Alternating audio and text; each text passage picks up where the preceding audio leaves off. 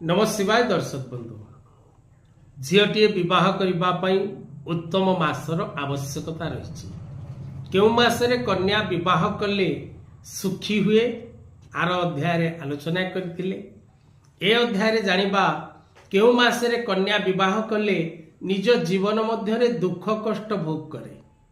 दर्शक बंधु जदि चैत्र श्रावण भाद्रव आश्विन कार्तिक पौष ए 6टी मासरे जदि आपण निज कन्यार विवाह करुचंती बा आपण निजे कन्या विवाह हेउथांती तेबे आपण निज जीवन मध्यरे दुख भोगिबा निश्चित अटे।